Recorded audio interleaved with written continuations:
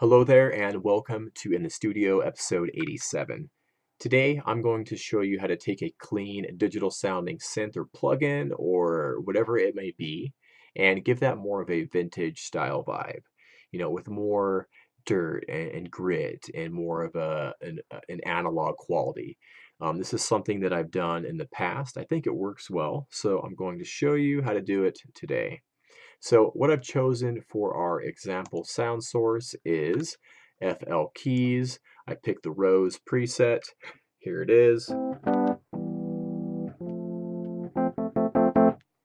So what we're going to do here is take that clean Rhodes piano sound and give it a nice little kick into the past and give it more of a analog vibe, a little bit more of a little bit more character. So let's do it. I also have this vinyl crackle looped up here, this little like noise snip. And that's what that is, which we will be using to accomplish this. So that's just looped up there. Let's head into the mixer. I have these already routed here, piano and vinyl noise. So the first thing I'm going to do is side chain the piano to the vinyl noise. There we go. And on the vinyl noise track, I'm going to insert a gate. So this is what I want to happen here. When I play the piano, I want that to trigger the gate on the vinyl noise and allow the noise to come through only when I play the piano. So let's set that up. We need to set up the sidechain input here on the gate. So I'm going to head to this little tab here, go to processing, right click on our input, our auxiliary input, and go to piano. And then on the main panel, I'm just going to select the input here. That's going to enable our sidechain input. So now we need to press play though, because whatever noise you're using, you need to have it running throughout the whole track. So let's hit play.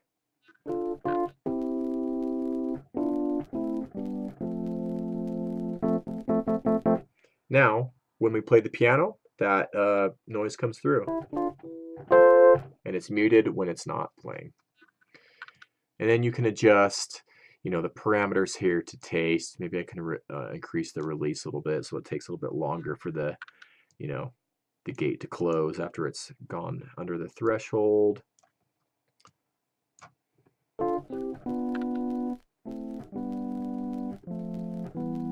You can obviously just adjust that to taste to fit whatever it is that you're doing. So I'm going to leave that alone for now. So a couple other little things you could maybe do to give this more of a vintage vibe is throw an EQ on the piano. And in older equipment, the higher frequencies aren't represented that well. Like in today's plugins and audio gear, the highs are like really bright, really crisp, and very clear. But that's not the case in older gear. And if you're going for a vintage vibe, an easy thing to do is just simply roll off some of the tops. Even though this piano doesn't have a lot of high frequencies in it anyways, right? It's just something that you could do. And then what I also might do, just to give it a little bit more vintageness, is add a tape saturation plugin. This is emulating the Studer A800 tape machine. So let's go ahead and press play.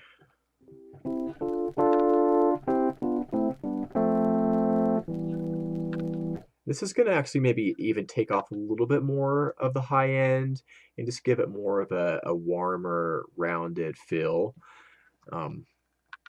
And you could even pull down the inches per second so it's a slower speed.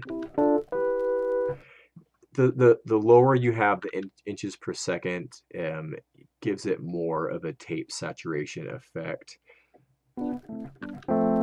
which will suit what we're trying to go for here.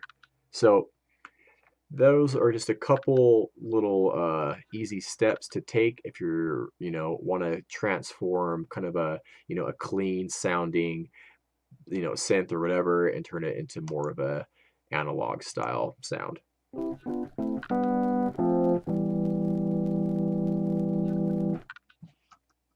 So there you go. That is the video for today. I hope you enjoyed it.